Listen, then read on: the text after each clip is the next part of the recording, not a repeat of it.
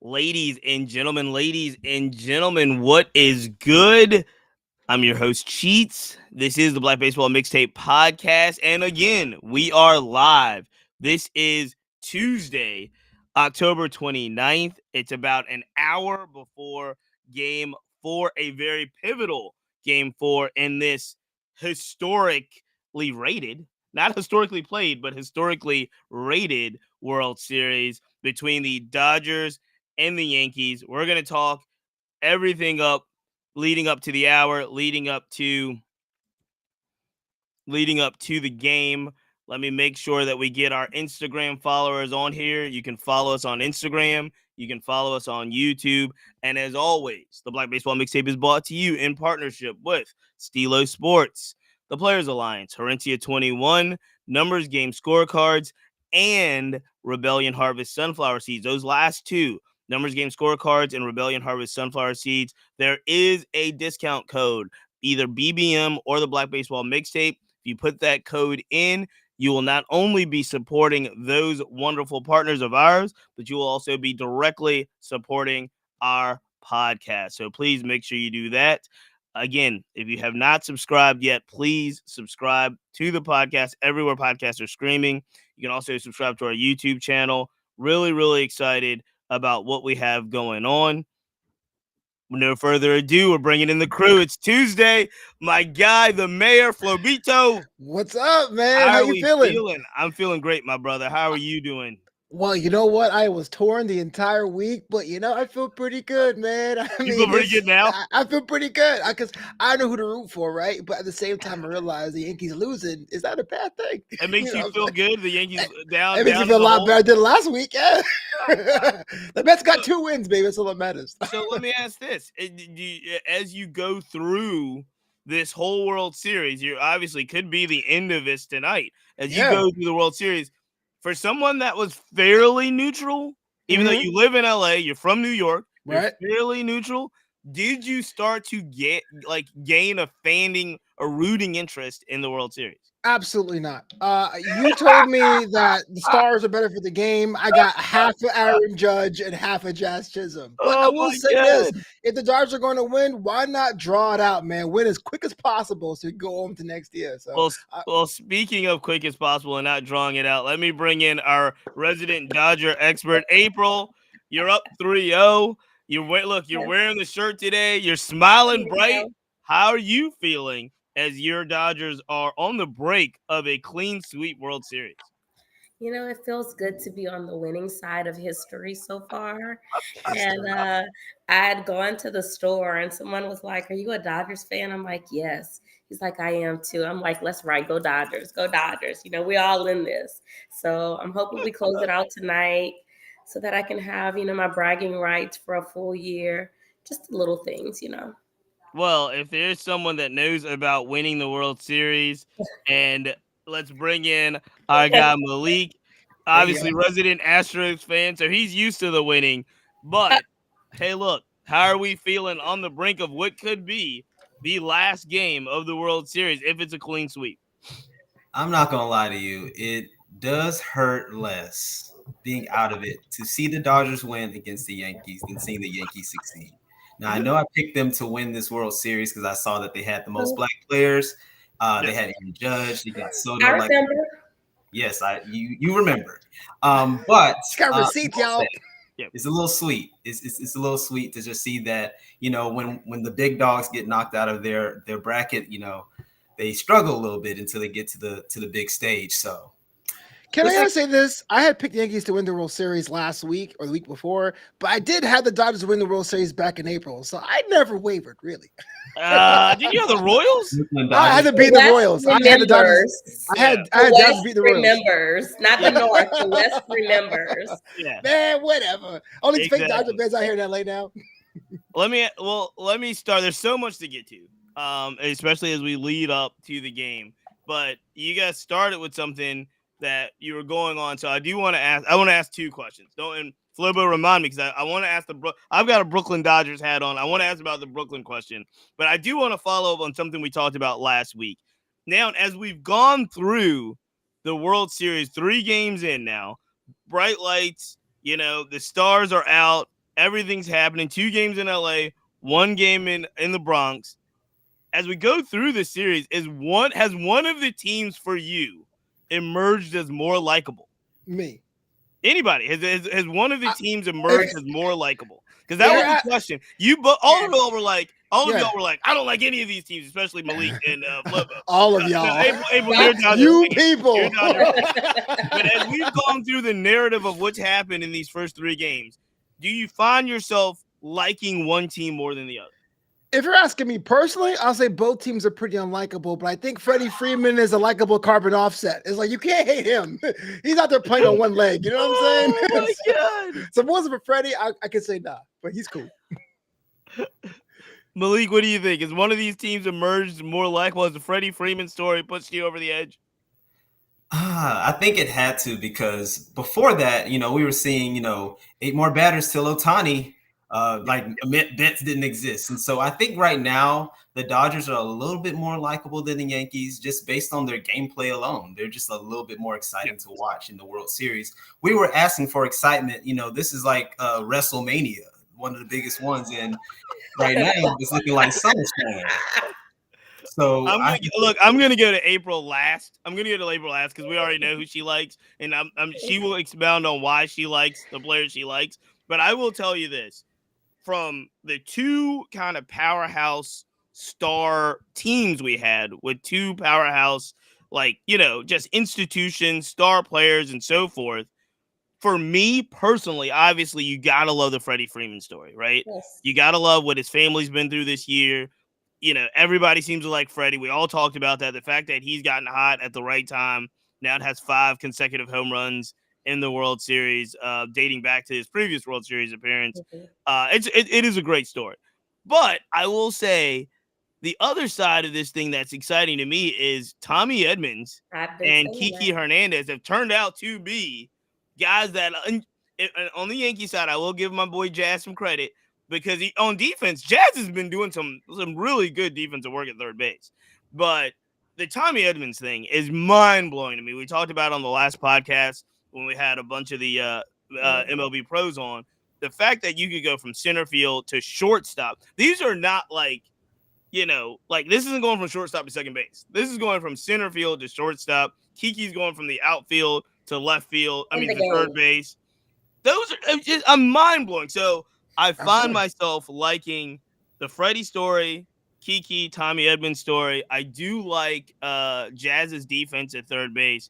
But other than that, I will also say because Judge has struggled, because Soto is Soto, and I love Soto, but because Soto is Soto does do a lot of face grimacing and things like Verdugo. I don't know if people like Verdugo. There's a lot of where I thought there might be more likable aspects of the Bronx Bombers. For real. There's a little bit of Soto being a villain. Go on. A little bit of a villainy.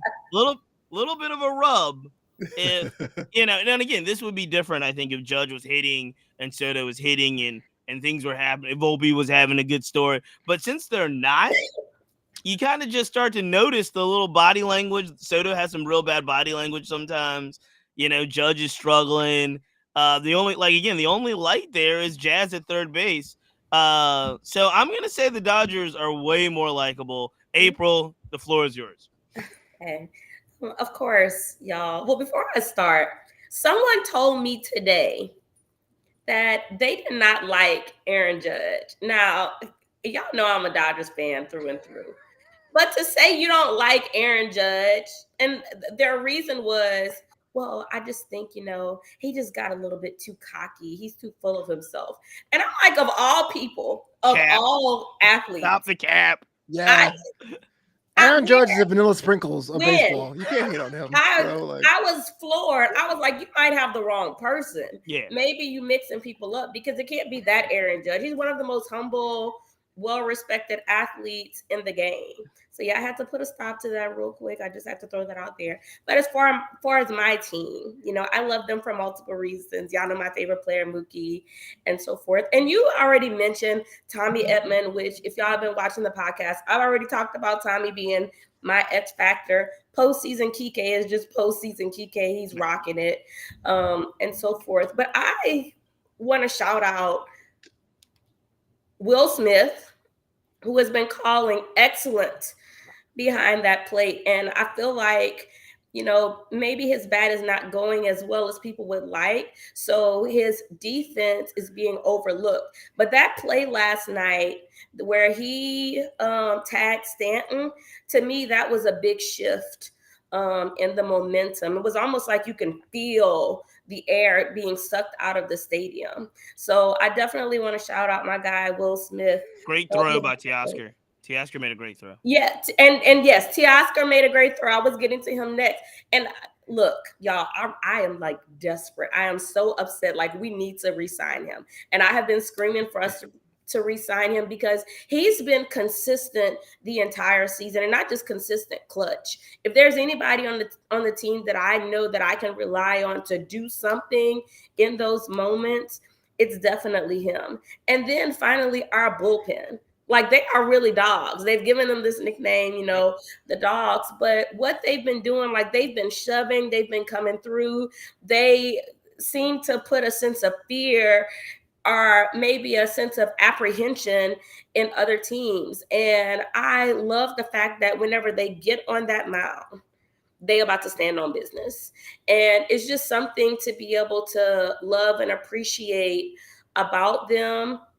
And then, of course, Dave Roberts, he's like beautifully managed this entire postseason. I don't think y'all realize Gavin Lux has an injury that he's playing through right now. People are playing through injuries. So, this team, it's so many things to be able to love and appreciate. But I wanted to shout out the people that I think aren't really maybe discussed as much. Oh, no, here's the thing. I think Edmonds is being discussed a lot. I think Kike is being discussed a lot. Hernandez as well. The one person that we talked about that I do think, and I text my good buddy that was watching the game last night. I was like, how can you be an 8-time All-Star, a MVP of a league, and actually be the forgotten man in this World Series? And that's what's happened to Mookie Betts. Mookie Betts is not playing poorly. He's actually playing pretty awesome, especially if you add in the defense and some of the plays that he's made over the last 3 games. He obviously hit an RBI, got an RBI in Game 3. He after struggling in the postseason early on, especially in the playoffs, he's really turned it on. Yes. But he is a forgotten guy when it comes to the Dodgers like lineup. Again, Shohei, if you're taking it for what it's worth, Shohei and Judge, outside of that, double off the wall, they put the graphic up last night. They were both like 1 for 9 and they're not really, on pace to kill the ball. Right. But it's been Mookie and Freddie and Teoscar and all the, obviously, Kike and Tommy. But Malik, how do you overlook what is an 8-time All-Star and league MVP? Am I wrong to think that Mookie Betts is kind of the forgotten man in this series right now?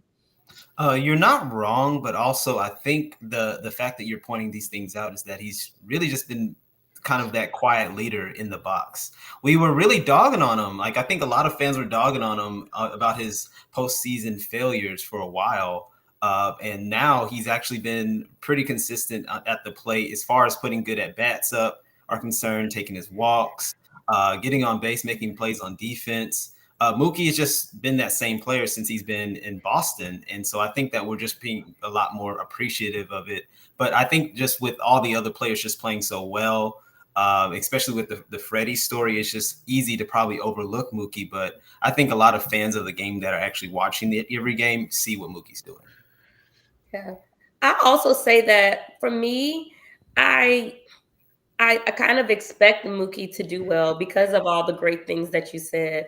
And for me, like with Tommy Edman not playing half a season and postseason Kike showing up and Will calling, those things to me are somewhat anomalies or outliers compared to what I have already seen from Mookie. So I think that may be why he's kind of, more of a, Mookie is doing great, but Mookie always do great. That's just who he is. So he's stifled by his excellence. Before we go further, I got to shout out our guy Darren Lopez on the check-in, regular chef on the check-in, Huey and LA Crawfords. Shout out to Coach Huey out there at LA Crawfords on the check-in. Austin Waits, Shout out to everybody that's joining us on Instagram. If you're joining us on YouTube as well, shout out to you guys. Before we go into what's going to be one of my favorite topics, which is the culture wars of LA and New York, I do want Flobo brought up a point before we went on the air that I want him to expound on, because I am wearing a Brooklyn Dodgers hat. I am not a LA Dodgers fan at all. I'm an Orioles fan, but I'm wearing a Brooklyn Dodgers hat tonight and a Jackie Robinson sweatshirt, and I could feel through the screen the ire that is Flobo in regards to Brooklyn fandom. So look, if you guys have not heard this yet, shout out to our good buddy Clinton Yates over there at ESPN Daily. Clinton Yates had the legend Claire Smith on the ESPN Daily podcast right before the World Series started, and Claire Smith, who is just a legend, kind of went into the history of kind of Brooklyn Dodger fandom and LA Dodger fandom and kind of how all of this kind of came about.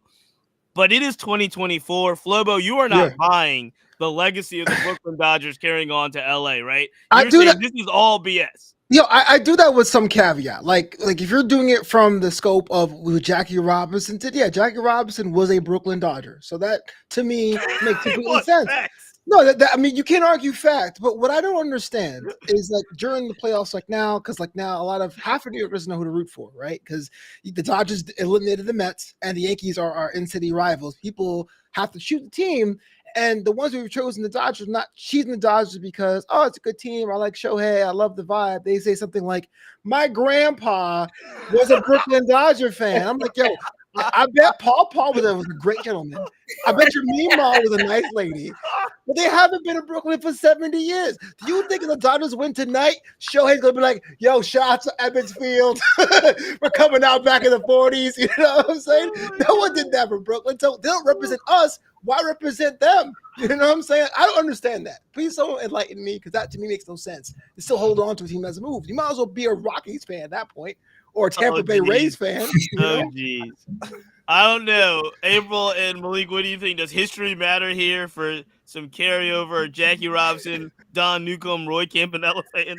Campanella. That's a history person.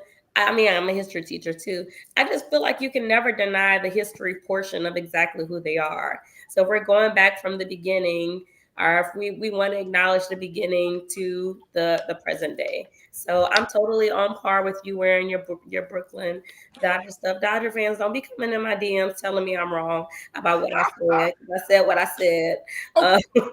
For me, I mean, I think it's totally fine to be able to honor the past with the present. All right, so I'm wearing Milwaukee Braves from now on. I've got Milwaukee Braves. I've got Milwaukee. You know me, when it comes to hats, I don't discriminate. So I've got all of the like Cooperstown, old school, Negro League. I got them all hat-wise. Milwaukee Braves was a low-hanging fruit. But what say you, Malik? Is it fair for Dodger fans to say they were Dodger fans way back when? Not today, but I do have to speak on to like Flobo's sentiment on that for New Yorkers, folks from Brooklyn in particular. But I mean, like as a commemoration to Jackie Robinson, of course, that's where I find it to be the only acceptable case, and so that would be that's me. Flobo, you're a New Yorker, so like obviously both the Giants and the Dodgers were in New York. I mean, we all know the history in the sense that New York was like the mecca of baseball with the Yankees, the Dodgers, and the Giants all in New York City, stone's throw away from each other, if you will. Obviously, for greener pastures, new stadiums.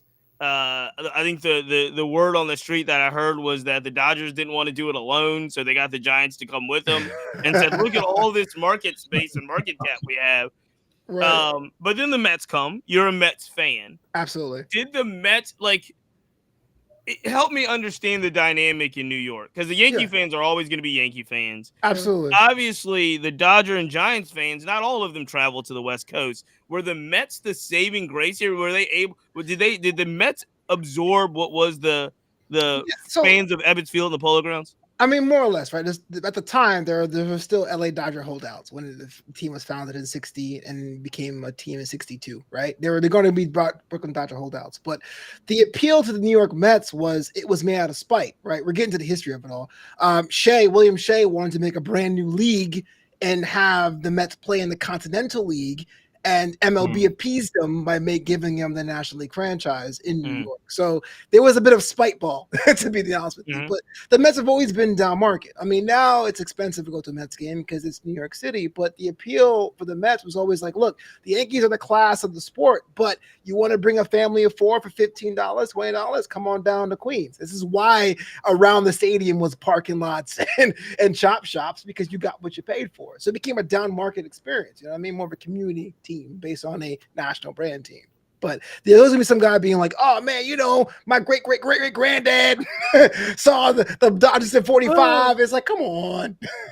Well, look, I will say this: the Dodgers are, to me, it's a whole different entity. I was watching. I went and rewatched the Fernando Venezuela 30 for 30 with my son because I wanted to explain to him who Fernando Venezuela was and what Fernando Mania was. And you start in 2024, you get creative when you're trying to describe things, especially to 9 and 10-year-olds. So my son comes in and was like, "Dad, what's Fernando Mania?" And my best example, I don't know if this is true or 100% accurate, but my best thing I could tell him was, "So Cam, you remember Linsanity?" And he's like, "Yes." He remembers Linsanity because I'm a big Knicks fan. I was like, think about Linsanity for an entire season. That's like the best example. Like all the new fans come in, like all of this stuff, and we watched the documentary, and it was interesting. But the interesting thing about it, while I was watching it, I really started to understand how uniquely LA the Dodgers are. Like the LA Dodgers, to me, they're like when Fernando came in, especially in 1981, and then you start to open up that Latino market in a way. They always wanted to do that. There were obviously a lot of Latinx people there, and they wanted to get them. Like they did that with an idea in the 80s to get that audience. But then, obviously with the Asian audience now, with show, and we'll talk about this, 15.5 million fans tuned in Japan. In Japan Sorry, Japan. tuned into game 2. We'll talk about it, but I just thought it was fascinating how LA has carved out this market that is just, I feel like, completely them. And I also feel like I haven't been to the stadium, so I do know there's historical references to obviously Jackie and the family is out there and so forth. But it also feels a lot more devoid of what we're talking about, like people back east wearing Brooklyn stuff. Right. Yeah, it's kind of like it's cherry picked, right? And this is why. Okay, so I don't have the best opinion of Dodger Stadium, but I understand because I'm on that Discord, the Black Baseball Mixtape Discord. I gotta be as cautiously nice about the Dodgers. They're coming to blows on that Discord right now. I watch from a distance, like that SpongeBob meme. So they do cherry pick some parts of the history because you can't deny the Trolley Dodgers or the Brooklyn groomsmen that became the Trolley Dodgers that became the Dodgers. But yeah, there really isn't a reverence of we are a New York team. It's kind of like, no, we are very LA. It's time for Dodgers baseball, very 50s throwback post move. And Valenzuela and Fernando Mania, they owe that estate indefinitely because that team was not being adopted because of how they cleared out the communities in Chavez Ravine to build that stadium. And then if you look at the fan base now, it's mostly people in Central America and Mexico. So like it is a very unique story for them, and I commend them, and I do hope they win tonight because they got 3 games up. But man, allow me to bah humbug in the corner because my boys aren't in it, and I'm being a little saucy. Well, speaking of bah humbug, we're gonna. I might as well call this section unpopular opinion because as a fan, a lifelong fan of obviously hip hop culture and hip hop music, my golden era of hip hop is Jay-Z, Nas, Biggie, Pac, Dre. Like that's the age bracket I'm in. So now we've got 2, not just one. We talked about it on Sunday. The Ice Cube performance in LA after game 2.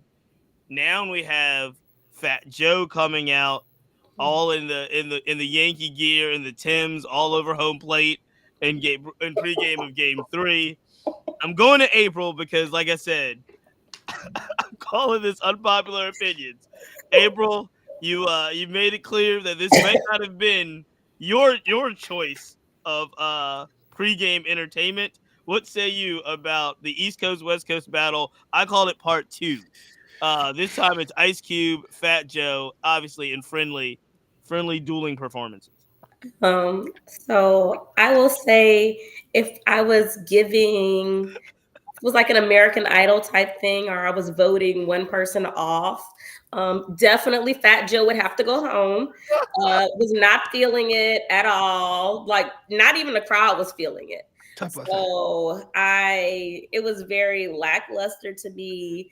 I'm like, people, my students don't know who this man is. Like if I bring it up, if I play it in class, I'm like, I know y'all ain't cleaning to this kind of old school music. So that's an interesting because Fat Joe will fall into an interesting pocket, right? Fat Joe will fall into an interesting pocket where I don't think the young, like your middle school students would know. They would know some of it. They would know some of the hits, but they wouldn't know like Fat Joe's not Jay-Z or Tupac or somebody that you would go back and like know that catalog. But you had to be there. I'm gonna be in. Go ahead. I'm gonna defend Fat Joe, but I'm gonna go to Malik and Bobo as well. Go ahead. Maybe I should just stop here because I feel like people might cancel BBM for what I'm about to say. But once again, do not come to my DMs telling me I'm wrong. I am not a fan of West Coast rap. So I rocked my head when Ice Cube came on, but all this it was a good day because we won. Okay. It's a great line. A line of the day. Sorry. And I normally I keep this a secret, but I feel like I've been kind of prodded to let this out today. By me? Yeah, by you. By you. I'm pulling the flow mode today. I use this for a recap. I do it. Malik, what do you think? Ice Cube, Fat Joe performances before the World Series. Good move, bad move, tapping in. What do you think? And so I guess it's just kind of indicative of the series in general. When you do this type of thing, having a rap battle, it's like bringing out your best Pokemon or your best Yu-Gi-Oh card for a moment. Like let me put mine. Let them cook, yours. Cheese. Let them cook.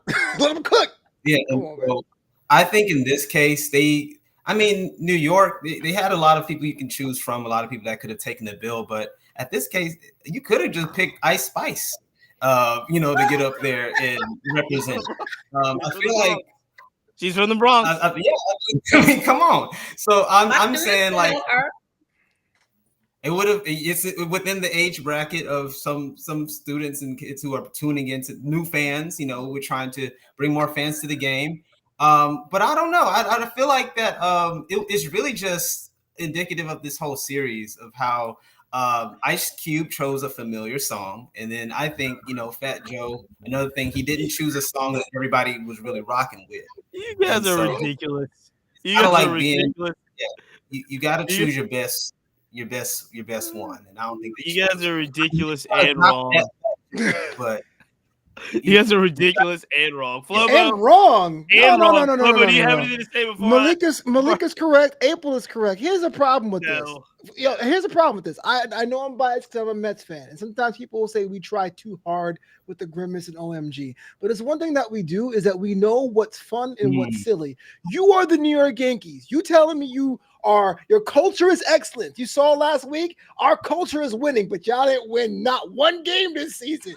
Ice Cube comes out and you have a chance to go younger, a different genre, a different actor. You go to the same time period as Ice Cube with somebody who's less famous than Ice Cube and like, yo, BX stand up. Hey, BX stand up for nothing. That was a mistake. And the Yankees are desperate and out of touch, Chiefs. Don't tell me otherwise. Come on, man. I think you're all loud. I think you're all loud, and I think you're all wrong. Oh, come on. I think you're all loud, and I think no one asked for Fat Joe. Here's a Fat Joe concert. Here's a Fat Joe song in the car, Chiefs. Here's the thing. I'm going to tell you the truth. The truth is the Ice Cube performance before Game 2 was actually very well executed.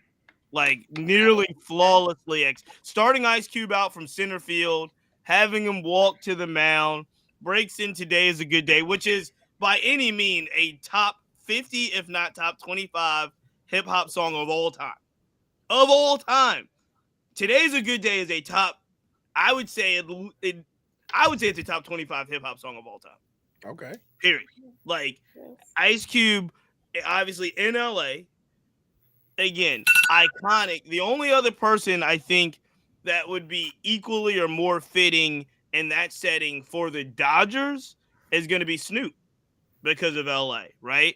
So, and Snoop is another one that came from that same era and obviously turned himself into, we were just joking about this. Snoop all over the Olympics. Snoop is like family friendly Snoop. Cube is still like more family friendly Cube, right? You know what I'm saying?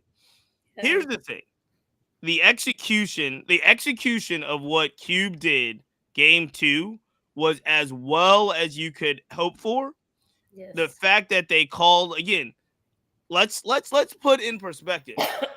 Not a lot of middle school people are tuning. Like of the 15 million people or the 14 million that's averaging ratings here, Ice Cube fits the demographic more so than April students or my son. I'm just letting you know.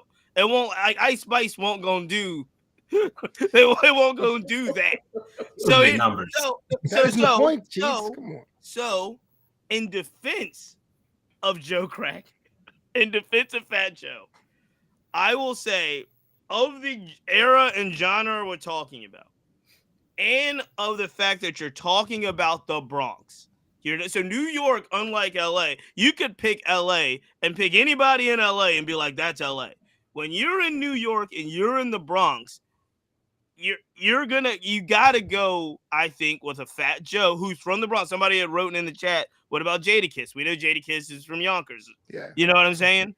Somebody said somebody else. Hove did game 2 with Alicia Keys because they did the New York Empire State of Mind song. Right. And the last was, which again, first of all, you're probably not going to get Jay-Z. And then second of all, Jay-Z's still Brooklyn, right? So I'm thinking Fat Joe, listen to me now, who has hits, who has New York theme hits, who fits the demo. And yes, like I said, he's not as popular as Cube is popular-wise, but Fat Joe, don't get me wrong, through his podcast and Instagram, Fat Joe's like talk show was like the biggest thing in the pandemic. It was like Versus and yesterday's price is not today's price. It's a non-issue, man. It doesn't matter. Look, Fat Joe could be hotter than Ice Cube, which he's not. But Fat Joe could be the best rapper on the planet. The fact you did it after LA did theirs makes it make a part of it. It doesn't make a losing battle. And he's even big game.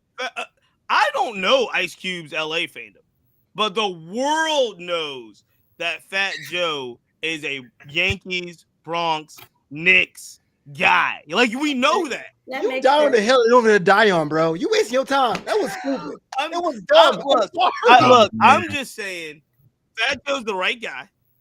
I thought the songs that Fat Joe, like the All the Way Up, those are big hits.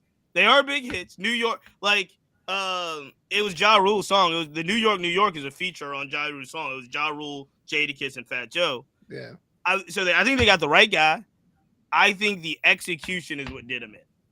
Because it was very clear. One, he picked songs with way too many features. No, too many songs with too many cuss words. Like, let's be frank, they had to edit too much out of Fat Joe's songs, and Fat Joe had to change so many lyrics. And when he was changing lyrics, to make it like the Dodgers were the opponents, right? But the fact of the matter is, he couldn't use the original lyrics because they weren't going to work. Like even with today's like Good Day, Ice Cube, there's some stuff in there that you have to change, but you're only doing one verse. You know what I'm saying? And most people kind of could sing along, and you saw Dave Roberts rapping along with the song for Cube. You know it. Like the Fat Joe stuff, you had to change so much. It was the sound system per se, not the system in the stadium, but definitely for television. It was definitely a voiceover link, track that was just the execution let Fat Joe down. Is all I'm saying. Fat Joe, I'm still riding with you. I defended it, but the sound sucked. Even Verdugo was rocking with Cube, and I will say from a social media perspective, more people definitely rock with Cube. Yeah, no, it than was they did executed with much Fat Joe. better. However, I was on a snack break when Fat Joe decided to do his set. I'm just saying, it's look, not shout out to Dodger Stadium. Shout out to Chavez Ravine. They executed it. They executed it much better. I will say though, I think they picked two of the right guys to do if they're gonna do it. They picked the two right guys to do it from LA and the BX to represent. I think both of them had the ability to really make it. I will say this.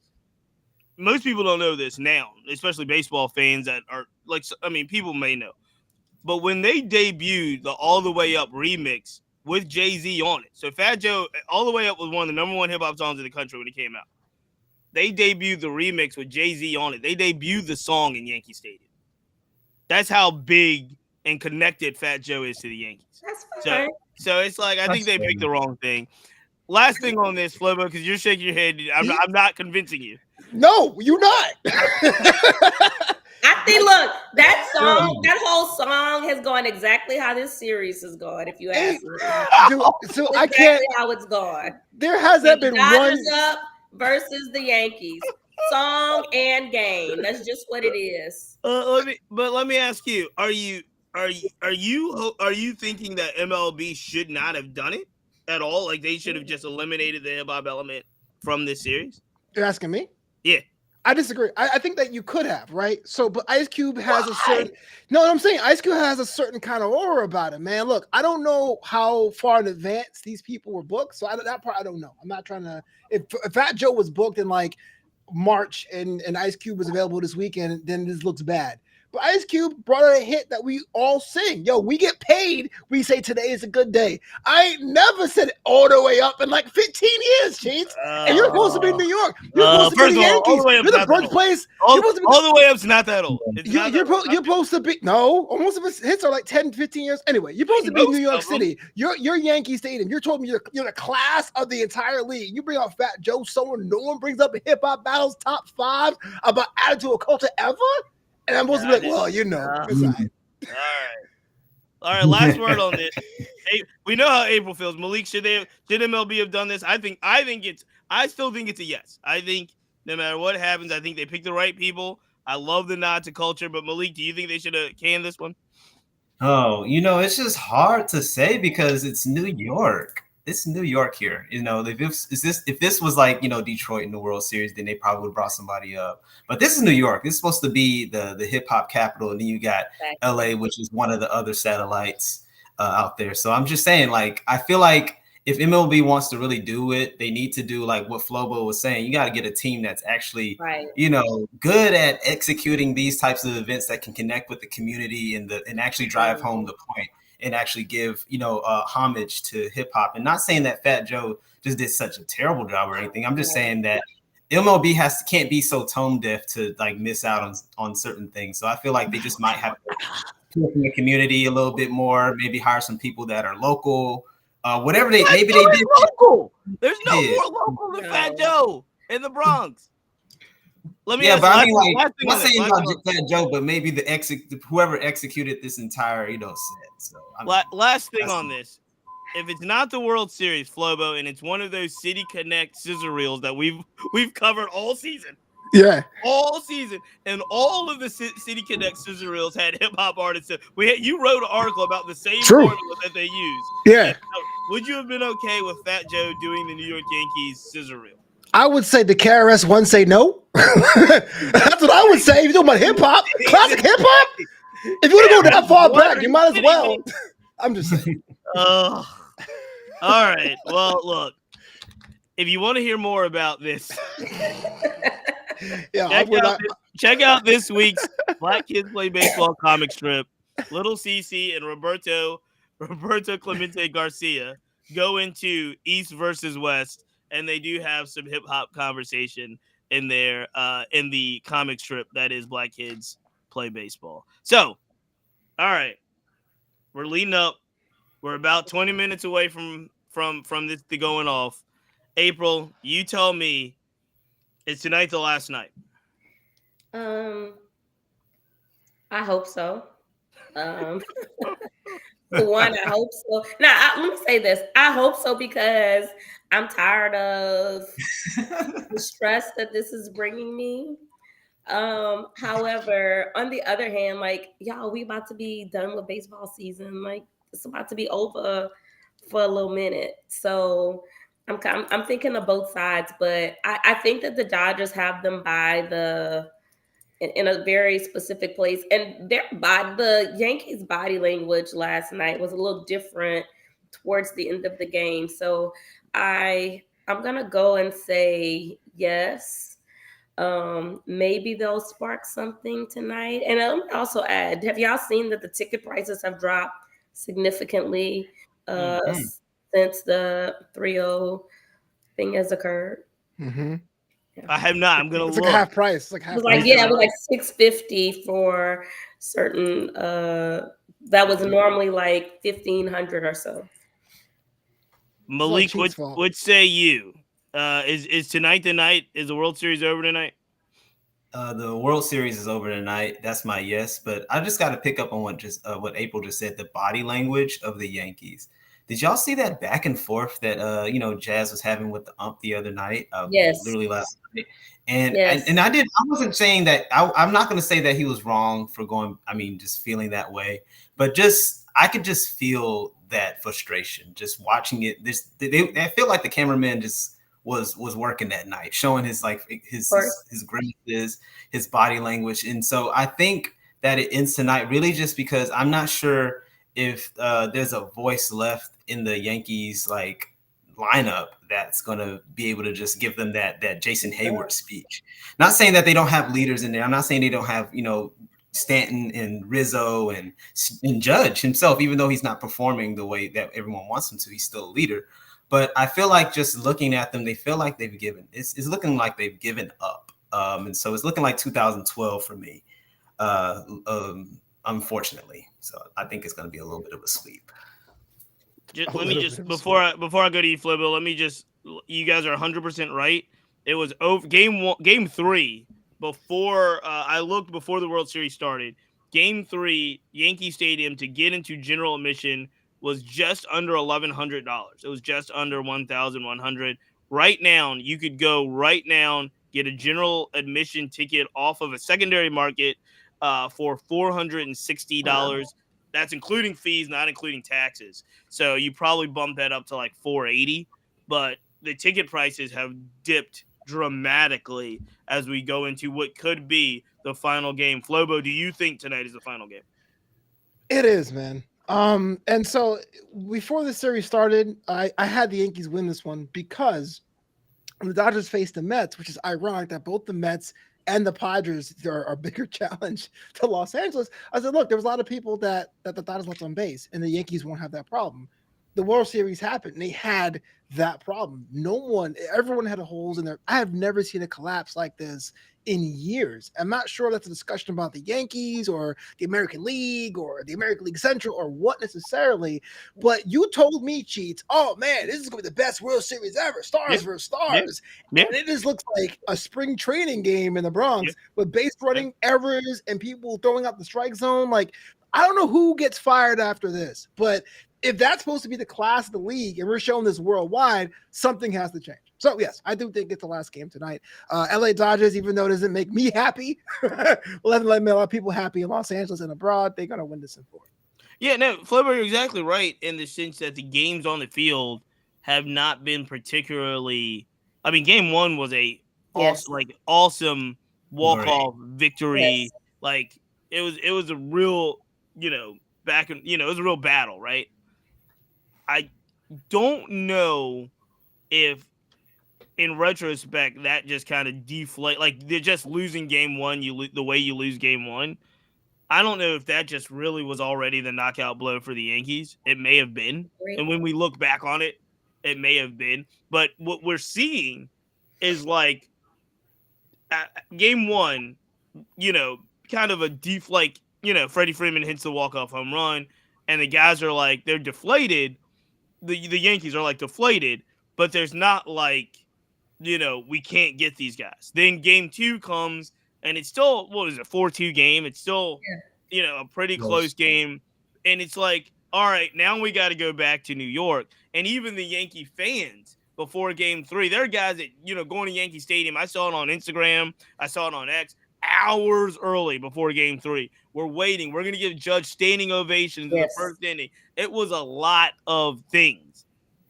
As Malik said, by the end of that game last night, by the end of game 3, it seemed like all of the helium was sucked out of the balloon. Mm-hmm. Like, it just seemed like, now and again, I'm not saying that if they come out bullpen game against the Dodgers, if they come out and just start mashing and have one of those 10-1, 10-0 games, there's going to be some light. But it just seemed like at the end of game 3 last night, they were defeated. Their fans were defeated. You should see some of the rhetoric that was going on Instagram and TikTok. Like, it wasn't like it wasn't. There was no more optimism. It was like, they better not embarrass us. Like getting swept. It went from like, we have a shot to win to, let's just not get swept. Don't embarrass us. Yeah. And like, we don't know what's going on with Aaron Judge and all that. And I have to wonder.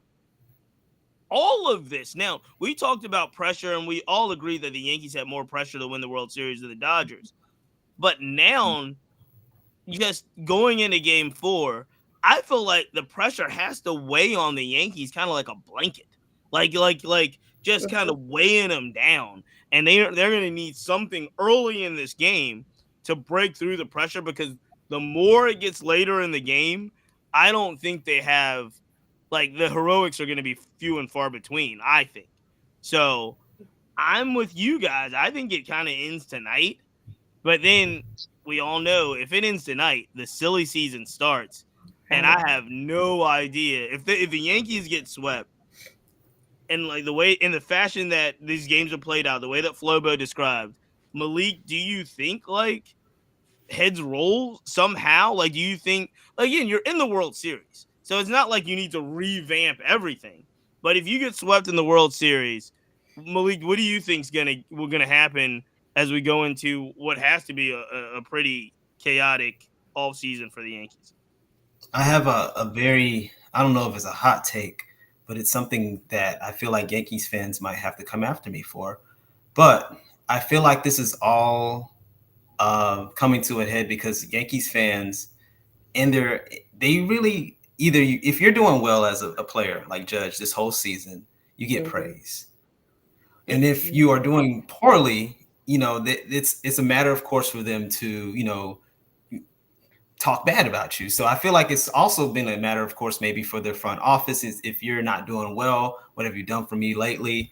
And in the case of Boone, with this all just coming to a head, I think that this actually might be his swan song. Like, this might be the end for Boone because of just how this World Series has gone, some of the decisions that are made.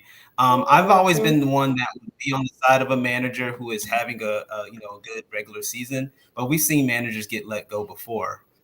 They might need a new voice, but I wouldn't like to see him go, but I think that might happen. I don't think Cashman's going anywhere, but certainly the firing of Boone that happens would tell a lot about Cashman as well. So I'm not sure, but it may be really the manager. You know how they always take the fall.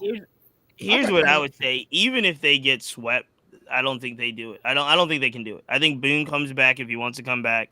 Obviously, Cashman's not going anywhere. I don't know, because we talked about both of these managers. April, you mentioned it as well. If the Dodgers didn't make the World Series, they were probably coming after our boy Dave, because it seems like they're always coming after Dave Roberts. They're always coming after Aaron Boone. I mean, again, if they get swept tonight, you're going to hear Yankee fans talking about Clay Holmes as the closer too long during the regular season. You're going to hear about all kinds of things, right?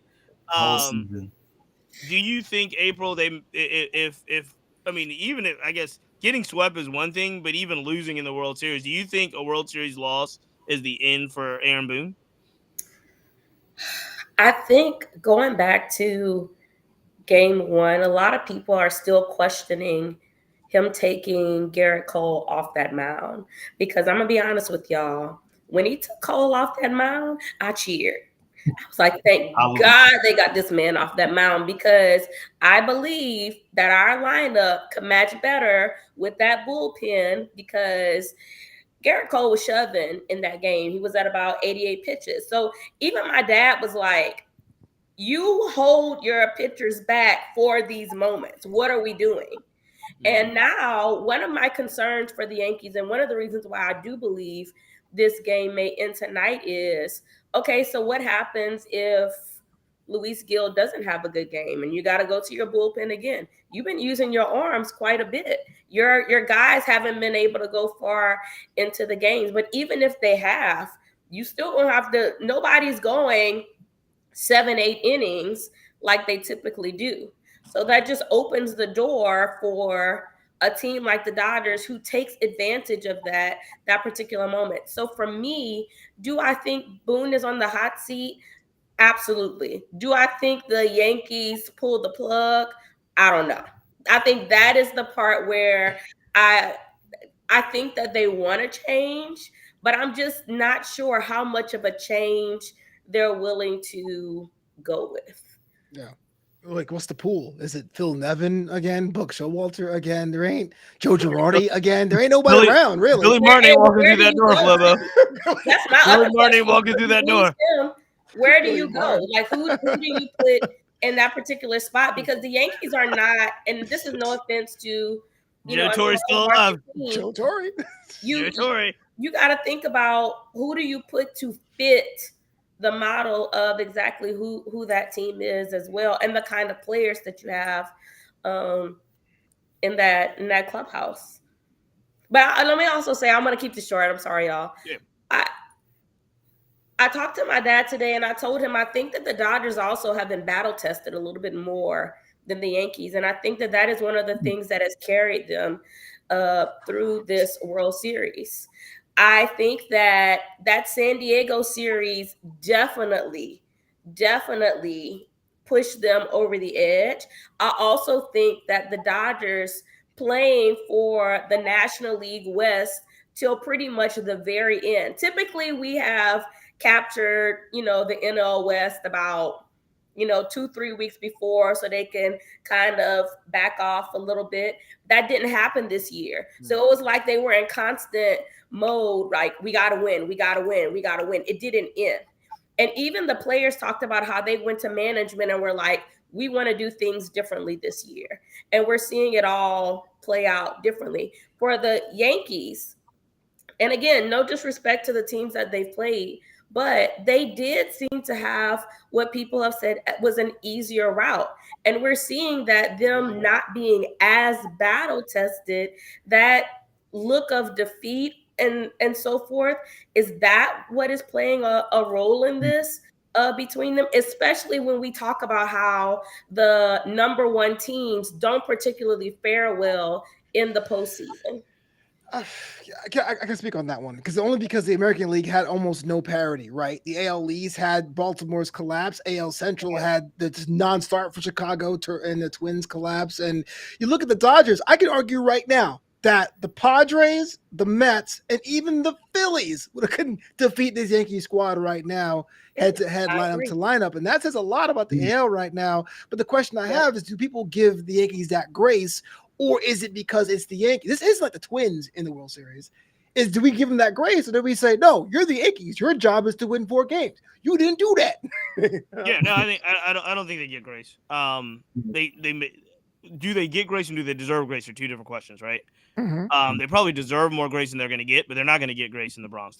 You don't go to the World Series to lose and not swept. Right. And I think the funny thing about this fan base is this particular Yankee fan base was very lukewarm, if you will, I think, on this entire Yankees team until they got to, you could see the momentum building towards the end of the season when they pulled away from the Orioles, whether they were winning or the Orioles were losing, whatever. But they pulled away from the Orioles. They get the AL East. They start getting the momentum.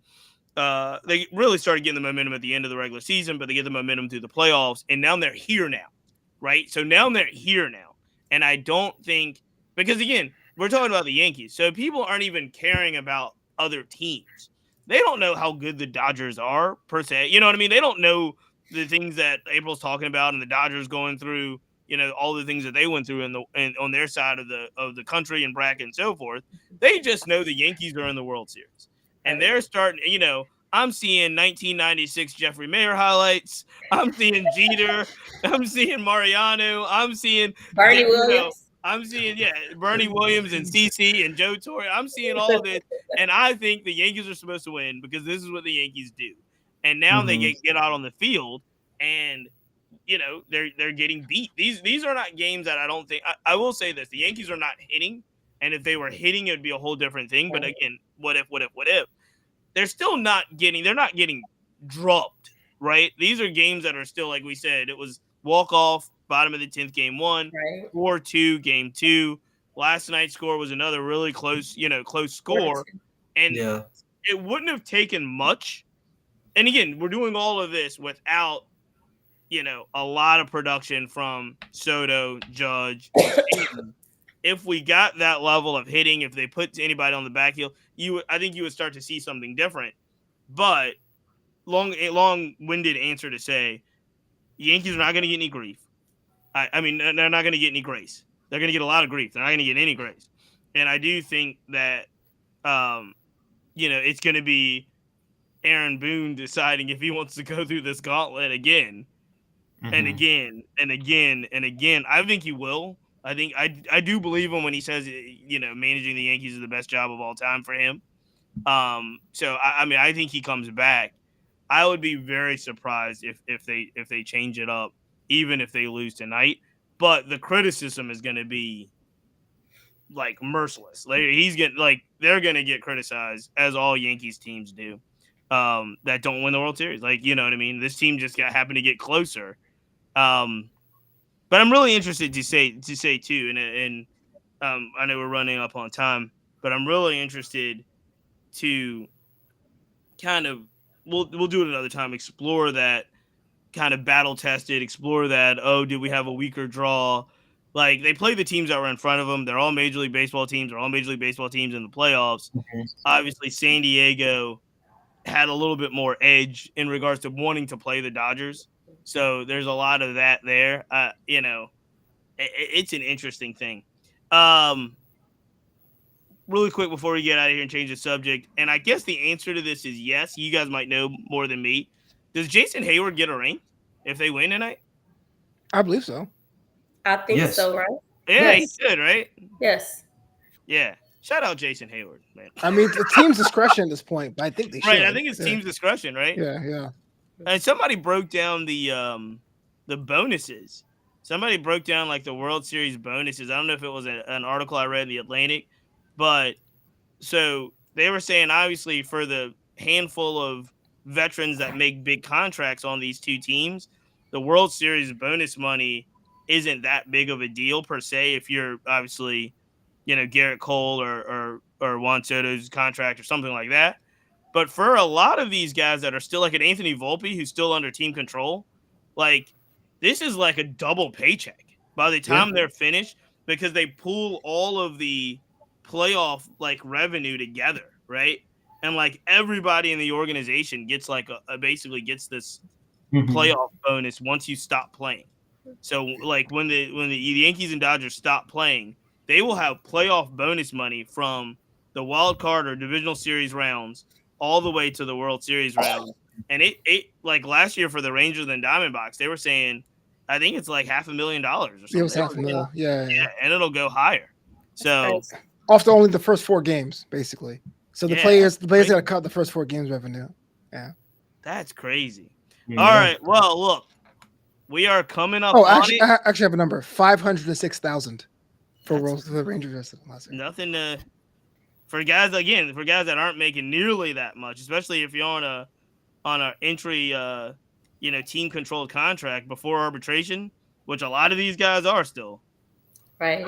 It's a nothing to sneeze at. So, all right, get paid too. What's that? Like some of those guys in the offices, they get big bonuses in their whole. They all get everybody throughout the organization is paid. So, all right, ladies and gentlemen, we are wrapping up what could be what could be the last live Black Baseball Mixtape podcast of the season. I mean, I'm sure we'll go back live again We'll have after to the do season's over. a post one. Yeah, this could be the last live Black Baseball Mixtape podcast of the season. So we're not done. Baseball may be coming to an end. We're not going to be coming to an end. So make sure you subscribe to the podcast. Every podcast is streaming. Make sure that you subscribe to our YouTube page as well. There'll be more things there. If you love baseball, like we love baseball, and you want to get rowdy in the Discord, sometimes I have to step away from the Discord. But if you want to get rowdy in the Discord, they'll be in there tonight. Send me a DM, ask for the link. Or ask any of us for the link. We'll send you the link. You can join our absolutely free Black Baseball Mixtape group chat on Discord. As always, the mixtape is brought to you in partnership with Stilo Sports. Shout out to Stilo. Stilo Sports, the Players Alliance, Horentia 21, Numbers Game Scorecards, and Rebellion Harvest Sunflower Seeds. Make sure you follow all of our partners. Man, we're going to close this thing out. We're going to the Bronx. I don't know who's performing today, Flobo. I don't know who's performing tonight. Ashanti just sang the national anthem. What'd you say? Ashanti just sang the national anthem. Ashanti sung that. Well, Leslie Odom sung it last night, right? He did. Yeah. See, there you go. Malik, there you go. Ice Spice, national anthem, Game 5. Hey, y'all. Hey, enjoy the game. Students will know him. They'll know Leslie Odom because they love Hamilton. So there you go. Well, look, that's a whole different podcast. Flobo, you and I can talk about Hamilton, the Hamilton effect. Yeah, Miranda, opening pitch.